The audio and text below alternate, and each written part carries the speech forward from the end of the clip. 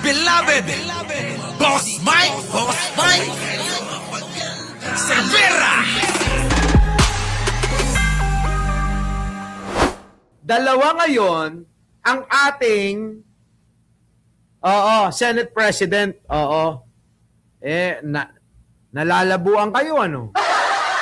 Dalawa ngayon ang ating Senate President.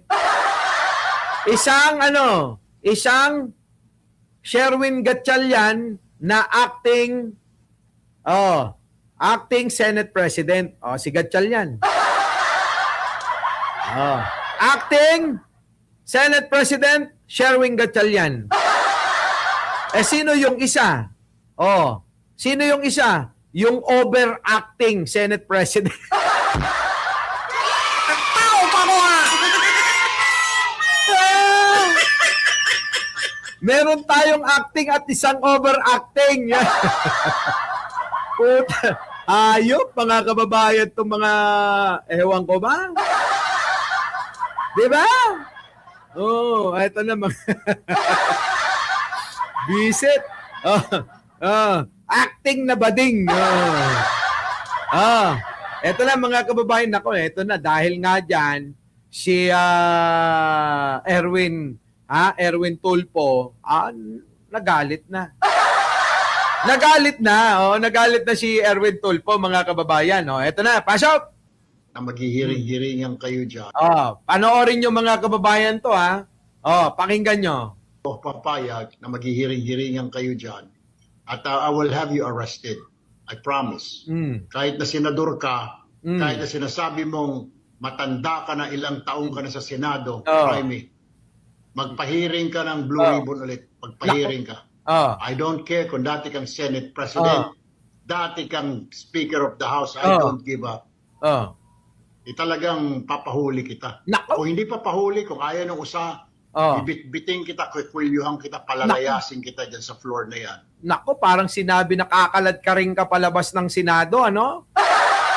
Kwikwelyuhan daw niya ni... Nako, putik na yan, Ano?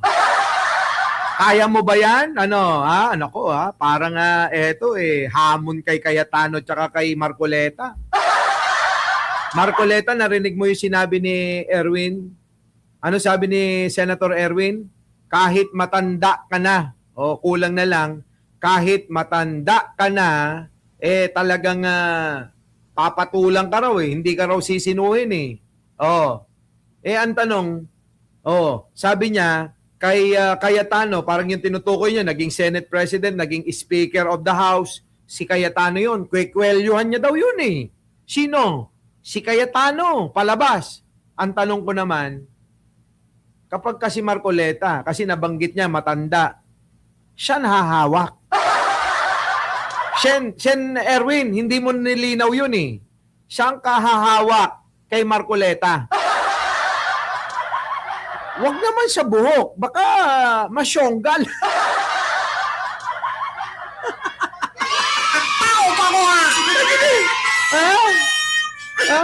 Baka mamaya ang hawakan Kuya Maki, thank you naman. Baka ang hawakan, sa buhok Baka mamaya sa bunutan, kalat ka rin si Marcoleta, maiwan si Marcoleta.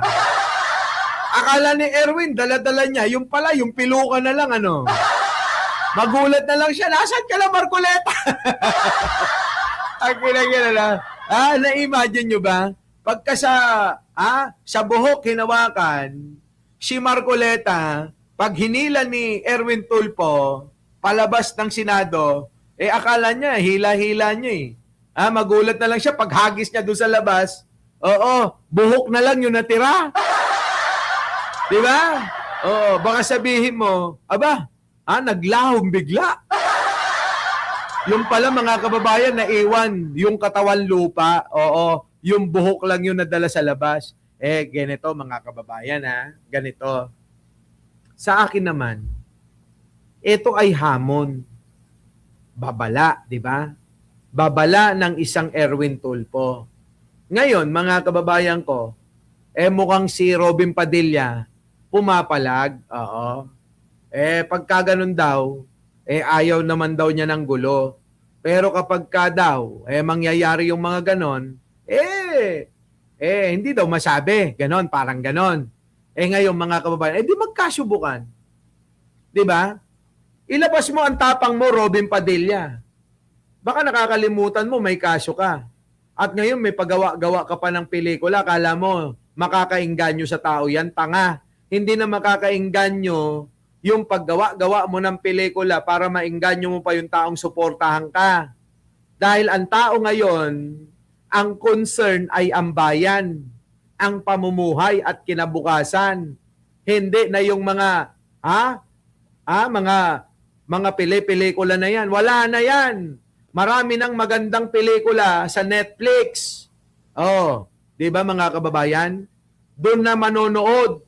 Wala nang halos nanonood sa mga pelikula, bibihira na. Mas nanonood na ngayon ang mga tao sa mga vlogger na katulad ko.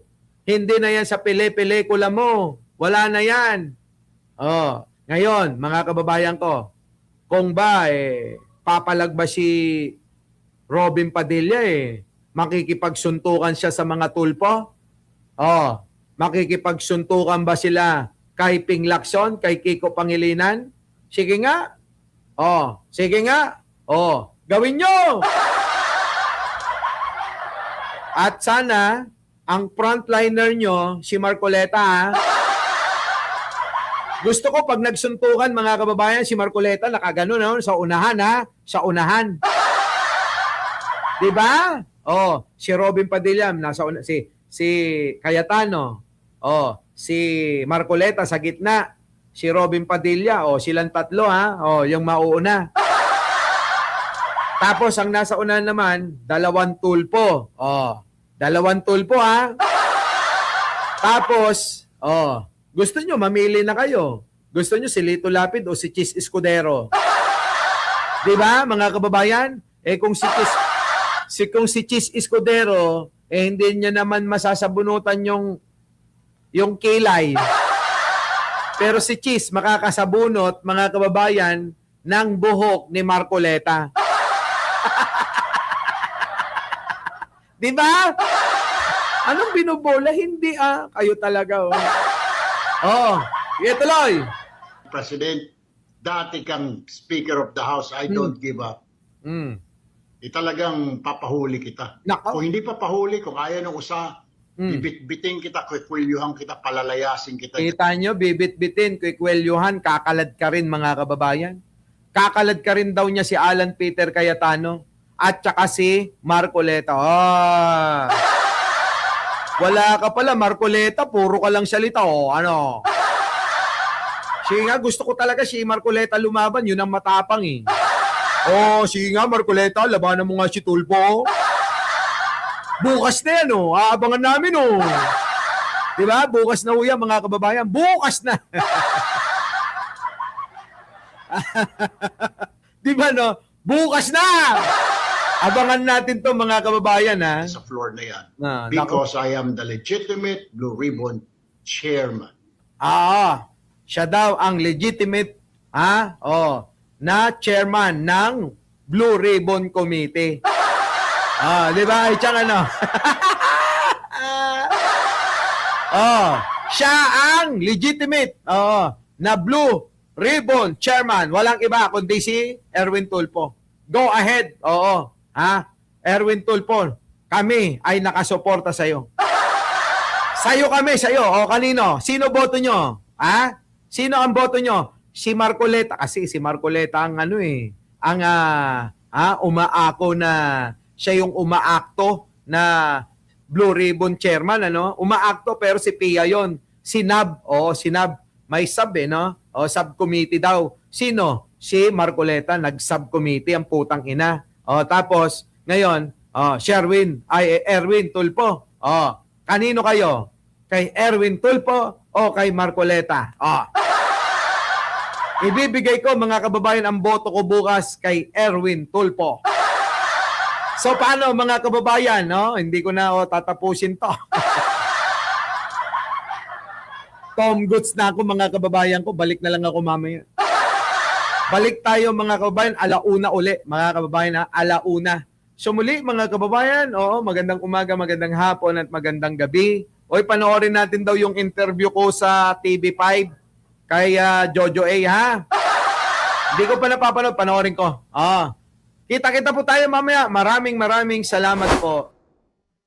Our beloved Boss Mike, Boss Mike.